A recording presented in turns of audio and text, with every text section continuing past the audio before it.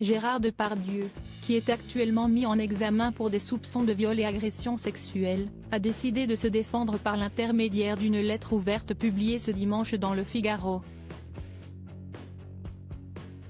Une lettre à laquelle vient de répondre la plaignante Charlotte Arnoult. En 2020, Gérard Depardieu a été mis en examen pour des soupçons de viol et d'agression sexuelle, et leste toujours, sur la comédienne Charlotte Arnoult.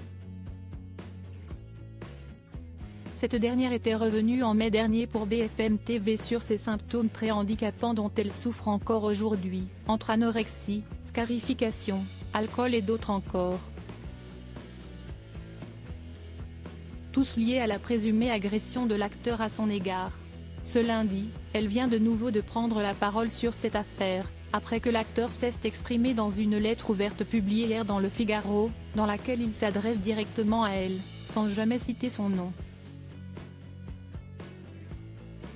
Je ne peux plus consentir à ce que j'entends, ce que je lis sur moi depuis quelques mois. Je croyais m'en foutre, mais non, enfin non. Tout cela m'atteint. Pire encore, m'éteint. Aujourd'hui, je ne peux plus chanter Barbara parce qu'une femme qui voulait chanter Barbara avec moi, Charlotte Arnoult, note de la rédaction, m'a accusé de viol. Je veux enfin vous dire ma vérité. Jamais au grand jamais je n'ai abusé d'une femme, a-t-il indiqué. Dans cette lettre, l'acteur laisse entendre que la comédienne a porté plainte pour se venger après qu'il ait refusé de chanter Barbara avec lui sur scène. Ce qui d'après Charlotte Arnoult est un ramassis de mensonges. Elle s'en indigne auprès du magazine Elle. Si est ce qu'elle vient de déclarer pour elle. J'ai été très choquée surtout quand j'ai vu qu'il parlait de moi directement. Si est un message vraiment immonde, il m'a souillé en 2018 et d'une certaine façon, il continue de le faire par ses mots. A-t-elle ensuite ajouté, après avoir partagé ou à la journaliste qui l'a interviewé ce qu'elle a ressenti au moment de découvrir la lettre, j'ai d'abord eu peur.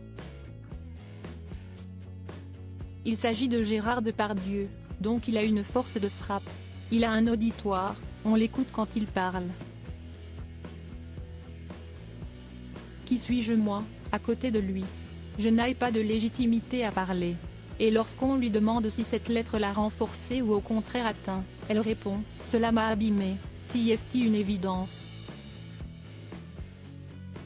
Après, cela me renforce aussi et je me dis que des actes comme cela peuvent inciter d'autres victimes à parler si cela les met en colère.